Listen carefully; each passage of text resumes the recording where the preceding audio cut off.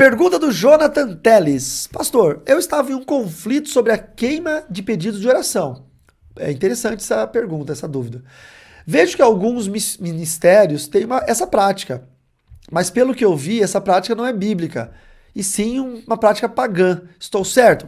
Ô Jonathan, muito cuidado com esse negócio de prática pagã, tá? Aqui nós temos que ter um pouco mais de análise sobre cada fato. Vou dar um exemplo para você. Tem gente que fala bem assim, eu vi um pastor enterrar uma Bíblia no chão da igreja, e isso é um ato maçônico. Isso não é um ato maçônico, gente. Sabe por quê? Porque maçom não enterra a Bíblia em loja maçônica. Se a loja maçônica for no Oriente Médio, vai enterrar o Alcorão. Se for em Jerusalém, vai enterrar uma Torá. Então isso não é prática maçônica. Tá? Isso é uma prática antiguíssima da igreja tradicional, desde os presbiterianos, dos metodistas, de fazer com que o altar de uma igreja, uma edificação construída para ser uma igreja, que no altar tivesse a palavra, tá? Então tem gente que fica falando asneira sem saber nada.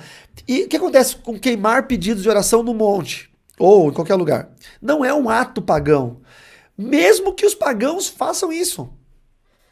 Entendeu?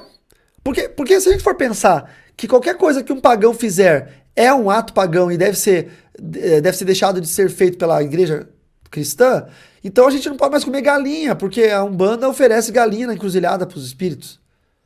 Daí você não pode mais comer galinha. É verdade. Entendeu? É isso. Esse é o grande problema.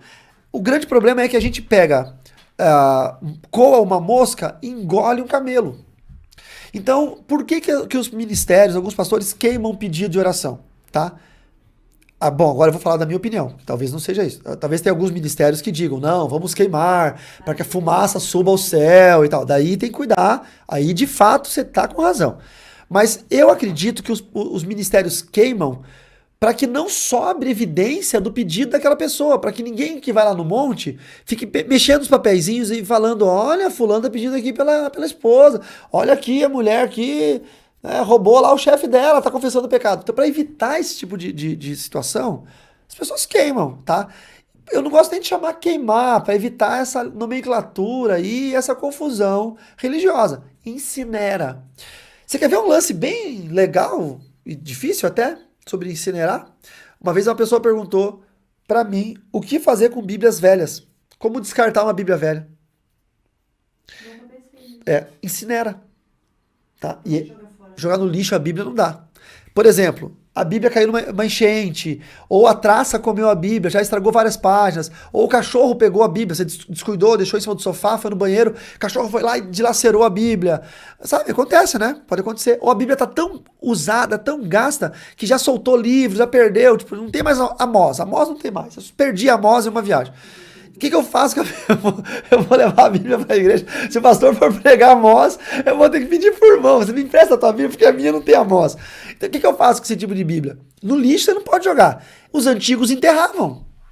Eles cavavam uma cova, uma vala e enterravam. Eu aconselho incinerar. Incinera a Bíblia. Aí vão dizer o quê? Ato pagão. Está incinerando a Bíblia.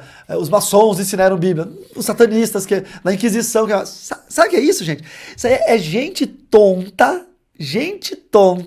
que em vez de ganhar tempo pensando em coisas produtivas, estudando e aprendendo, fica conjecturando coisa. São os conspiracionistas, são os terraplanistas. Os caras, sabe? Então, assim, eu concordo com o meu irmão que perguntou, queimar papel é estranho.